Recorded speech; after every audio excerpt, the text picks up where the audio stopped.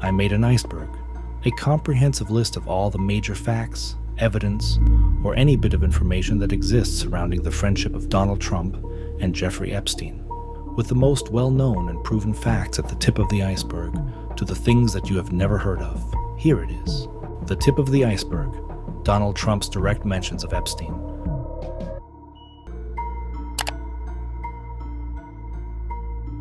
Trump first mentioned Epstein in a 2002 interview with the New York Times. Trump claimed, "I've known Jeff for 15 years, a terrific guy. He's a lot of fun to be with.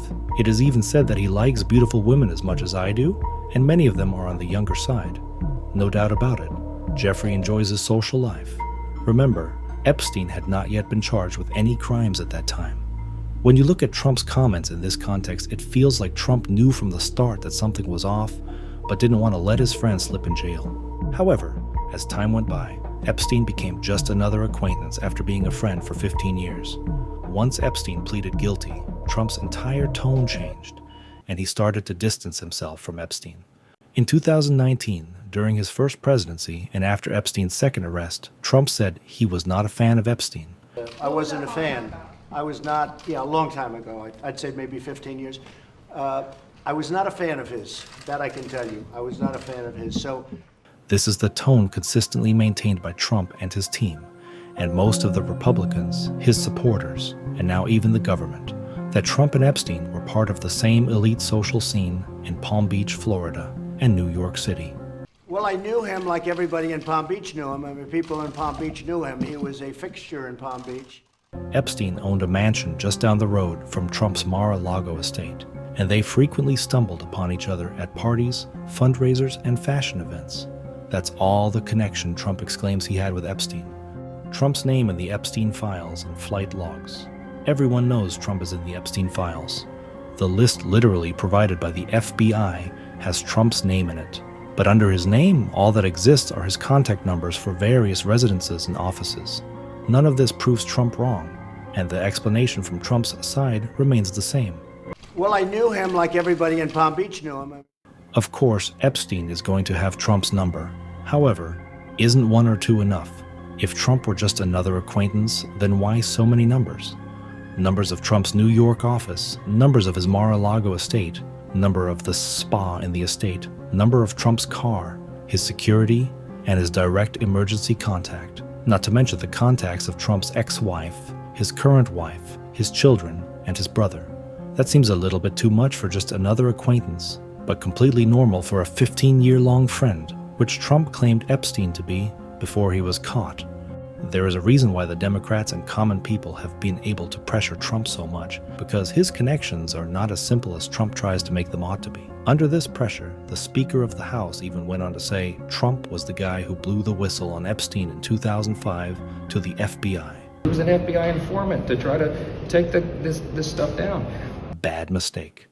Mike Johnson's insinuation opened a Pandora's box. How long before Trump told the FBI did Trump know about Epstein's shenanigans? Because Trump himself had said in 2002, 3 years before Epstein's arrest, that Epstein likes beautiful women as much as I do, and many of them are on the younger side. Does that mean Trump was sitting on Epstein's information for at least 3 years? Fallout 2004. Donald Trump has famously had many fallouts with Epstein, but the most famous one is his 2004 fallout, just 4 months before the FBI came knocking at Epstein's doors. Back in 2004, a 62,000 square foot Palm Beach oceanfront mansion was put up for auction by the bankruptcy court after its owner, Abraham Gosman, declared bankruptcy. In the auction, a bidding war took place between two giants of Palm Beach, Epstein and Trump. Eventually, Trump won the bidding war and took the mansion for $41.35 million. Maybe this fallout led to Trump outing Epstein to the FBI, but this theory sure makes Trump look like the bad guy, as he didn't go to the FBI as soon as he knew, but only when Epstein clashed with him. However, Mike Johnson did take his statements back, so all we are left with are insinuations. Aside from that one mention of Epstein liking young girls in 2002, which is basically breadcrumbs, there is no truth to the claims of Trump knowing about this Epstein thing from earlier, anymore, until there is. Level 2. Virginia Giuffre. Virginia was probably the most well-known victim of Jeffrey Epstein. She had directly accused not just Epstein and Maxwell, but even Prince Andrew, Bill Richardson, Alan Dershowitz, and many powerful people. Virginia was first approached by Maxwell during a message session at Trump's Mar-a-Lago spa. Jeffrey was 16 then. Who hires 16-year-olds to give messages? Trump did. What's more alarming is that Trump was more concerned about the fact that Epstein stole her away from his spa. A businessman as busy as Donald Trump remembers a 16-year-old working at his spa and punishes his longtime friend for stealing her from him. Also pays attention to the fact that a lot more young girls were taken away from the spa. These are not my words. Trump literally admits to this. Epstein has a certain reputation, obviously. Just curious, were some of the workers that were taken from you, were some of them young women? With some of them, Were some of them young women? well, I don't want to say, but everyone knows the people that were taken. And it was the concept of taking people that work for me is bad. But that story's been pretty well out there. And the answer is yes, they were. Yes, they were young Yeah. women. What did they do? In the spa. What kind of jobs? In the spa. Yeah, it's people that work in the spa. I have a great spa, one of the best spas in the world at Mar-a-Lago. And people were taken out of the spa, hired by him. In other words, gone.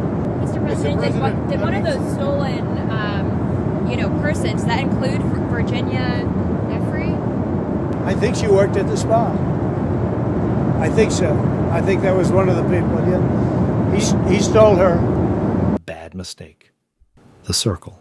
If you look at the Epstein list, there are a total of 1,571 names mentioned in it. It was basically a contact book kept by Maxwell and Epstein, and had the names of everyone from an electrician, plumber, to princes and world leaders. It is obvious from this fact that some names were more important than the others, but out of those 1,571 names, only 38 had a strange encirclement around them. There is no direct emphasis by any official government agency as to why those circles around 38 names exist, but if we dig deeper, we can find clues. The list, or the contact book of Epstein, first appeared in the government's eyes when Alfredo Rodriguez tried to sell the book to the lawyers of Epstein's victims, and was caught in the act and later sentenced for failing to provide the list to the authorities beforehand. Alfredo Rodriguez was Epstein's butler at his Palm Beach mansion for many years. He was intimately familiar with his boss's adult behavior. Rodriguez said in court that the book was insurance against Epstein, who wanted him to disappear. Hence, he was trying to sell the book to the lawyers of Epstein's victims and had encircled 38 names in the book. Some of those 38 names included Ehud Barak, Jean-Luc Brunel, and of course, Donald Trump. The timelines. The fact that Virginia was taken by Epstein in 2000, but Epstein's name was only ever removed from Mar-a-Lago membership in 2007, Trump's own statements, and the circle around Trump's name, all these things are quite telling. Regardless of what Trump says, either he was personally involved or he turned a blind eye, but he knew, and it would be naive to think otherwise. Not even Trump supporters believe that anymore. However, many do believe that Trump acted as the opposite of Epstein and was a major reason why he got caught. He was an FBI informant to try to take this stuff down. But there is also another set of people who believe Trump was complicit. Not just in the way that he delayed taking action against Epstein, but that he was actively involved in Epstein's actions. The photos. On September 8, the House Oversight Committee released a 2003 album of birthday messages that belonged to Epstein. The album contained many messages wishing Epstein a happy 50th birthday, but some of those messages were especially significant for the case. One was a birthday letter card by Donald Trump, which had a lewd outline of a woman and Trump's signature at a deliberately unusual place. The letter itself reads like a dialogue between Trump and Epstein, and it cryptically insists upon itself where Trump mentions having certain things in common with Epstein, writing in the very next dialogue, "Enigmas never change." Have you noticed that? Enigma is an anagram of gamine, the French word for young girls. Trump concludes the letter by wishing his friend Epstein a happy birthday, and another cryptic message, "May every day be another wonderful secret." This letter was taken from the Epstein estate by the House Oversight Committee, so the chances of it being fake are very low. Now that just makes the case of Trump being complicit very high. But again, the letter is cryptic in its essence. It does not say anything directly aside from the lewd outline of a woman. There can be many different explanations for what Trump was trying to say. which doesn't put Trump in the wrong light. But this letter wasn't the only thing that was released from the Epstein estate that brought Trump and Epstein together. There was one more picture. According to the Wall Street Journal, Joel Pashkow, a businessman reported to be a longtime member of Trump's Mar-a-Lago resort, wrote a letter in the book containing a crude joke about selling a woman to Trump. It included a photo of several people, including Epstein, holding an oversized check for $22,500. A caption beneath the photo read, in part, Jeffrey, showing early talents with money plus women. Sells, fully depreciated, redacted, to Donald Trump for $22,500. This photo is much more direct than the letter Trump sent to Epstein, and strengthens the point of view that Trump was indeed complicit, since it directly accuses Trump of buying girls from Epstein. So far, we have come a long way, from Trump's own statements that he and Epstein were just casual friends, to encountering countless instances of them being much more than just casual friends, to witnessing Trump himself having a Freudian slip and admitting that he knew of Epstein's shenanigans. He stole her. To encountering evidence that strongly suggests that Trump not only knew, but actively participated in Epstein's activities. However, we were simply playing cat and mouse with the truth so far. Was Trump involved, or was he not? This next level will directly cement it. Level 3, first accusation. Maria Farmer, an artist and one of the first women to accuse Jeffrey Epstein and Ghislane Maxwell back in 1996, also reported one more name to the FBI, Donald Trump. You heard that right. Donald Trump was mentioned in the very first accusations that were made against Epstein and Maxwell. The incident occurred in 1995, when Farmer was summoned to Epstein's Manhattan office late at night. She arrived wearing running shorts, and shortly afterward, Trump entered the room dressed in a suit. Maria claimed that during the encounter, Trump repeatedly stared at her legs. Epstein then walked in and told Trump, "No, she's not here for you." After both men left, Farmer said she overheard Trump remark that he thought she was 16 years old. As you can guess, there was no formal accusation of Trump by Maria, but definitely a weird mention of him. However, there was one case where accusations were made against both Trump and Epstein at the same time, the Katie Johnson case. In April 2016, a woman using the pseudonym Katie Johnson filed a federal lawsuit in Riverside, California, alleging that Donald Trump and Jeffrey Epstein raped her in 1994. When she was 13 years old, she claimed she was held as a sex slave and forced to perform sex acts at Epstein's Manhattan residence. The lawsuit alleged that Trump forced her to engage in lesbian sex acts with another underage girl and threatened her family if she spoke out. There you go. This was the Thunderbolt case, a case that should have been talked about whenever Trump and Epstein's names were taken together, was just swept under the rug. This case is the holy grail of their relationship. Whenever their names were taken together, there was always the question of why they hadn't been accused of being partners in crime. They were, but it seems most of the people who pretend to care and blow the whistle on this case were busy trying to stretch this story and milk it as long as they could. Or maybe there were some other sinister reasons. The hidden picture. Earlier, when we were looking at Epstein's birthday album, there was one image of a drawing that I didn't show you then. That drawing never made much round in the media, but it seems to reveal a much darker truth. Either this truth is just a combination of a bunch of coincidences coming together, or the truth is just what it looks like. It's up to you to decide. The drawing appeared on page 155 of the album, in a section labeled Friends. The sketch depicted a man resembling Epstein handing out candy and balloons to 3 girls in an inset labeled 1983. The rest of the image, labeled 2003, showed what appeared to be the same man 2 decades later, with lighter colored hair, lounging on a beach while receiving a massage from multiple women in an A-rated avatar.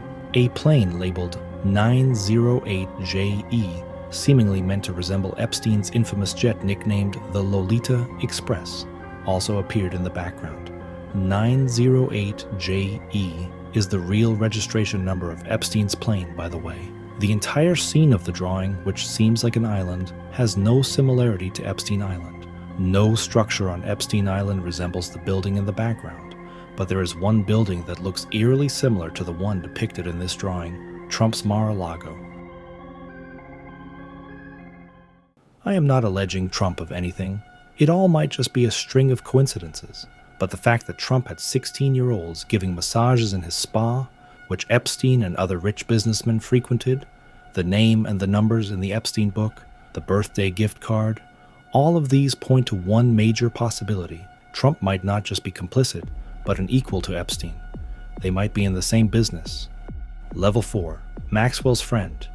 Here is a photo of Donald Trump with Robert Maxwell, Ghislane Maxwell's father. Epstein had not met Ghislane until after her father's death, which means Trump knew Ghislane before he knew Epstein. As a matter of fact, Epstein comes much later in the story. He wasn't born rich, never had a college degree, and there is a huge mystery surrounding his rise to ultra wealth, which, of course, took some time. Till then, Ghislane was a total daddy's girl and wasn't really involved in any business. It was all taken care of by her father. On the other hand, Donald Trump was very much a businessman from the start, so he mostly dealt with Robert Maxwell. Robert was no ordinary man. He was known to have been a secret agent, but not just for a single agency. He worked for Mossad, MI6, and the KGB, often acting as the communication channels between each of them during the Soviet era. Maxwell's name even appears in the Promise hack, which created a secret backdoor in the databases of the FBI, CIA, and various government agencies, stealing thousands of important documents and sharing them with Mossad. But what does all of this have to do with Epstein and Trump? You'll know. Connection to intelligence. Just like Robert, both Trump and Epstein had well-known connections to the intelligence community. There is a reason Epstein was able to connect with so many influential people and transition from rags to riches without a degree or a wealthy background. Epstein had helped to handle the financial maneuvering of millions of dollars for the CIA and Adnan Khashoggi in the Iran-Contra affair. Ari Ben-Menash, a former Mossad agent, had directly accused Mossad of being in contact with Epstein since the 1980s. Same way, as early as 1987, Trump visited Moscow and was hosted by a Soviet tourist agency linked to the KGB. He was taken there by a Soviet ambassador to the UN, Yuri Dubinin, who had befriended him in New York. The late 80s were the time when Trump was facing financial hardships and his businesses were failing. According to ex-KGB Major Yuri Shvets, this was the time Trump was cultivated as a Soviet asset and met Robert Maxwell, David Bogatin, Felix Sater, Vyacheslav Ivankov, Tamir Sapir, Lev Leviev, Boris Burstein, Tevfik Arif are or were all rich and influential businessmen. All of them have had proven connections to the KGB or Mossad, or both at the same time. You know what else they have in common? They all had bought apartments in Trump Tower or started investing in various Trump ventures when he was going through financial hardships. Both Epstein and Trump were heavily linked to these intelligence organizations. Trump had a spa with 16-year-olds giving massages to rich people, and Epstein even had a drawing in his book depicting that. Epstein, on the other hand, ran a whole ring of trafficking and surveillance. It would be naive to think the intelligence organizations that were so connected with Epstein and Trump, the same organizations that use honey trapping as one of their major tactics, didn't have any hand in these rings. Of course, we are basically dealing with a conspiracy theory here, but the amount of secrecy maintained around this entire subject, staggering number of coincidences, make it a very compelling conspiracy theory. This is as far as we can get in the friendship between Trump and Epstein. I don't think there is anything more available on them beyond this, thank you. Also, if you like this video, check out my other videos. They are quite similar in style and substance, and do make sure to share and subscribe.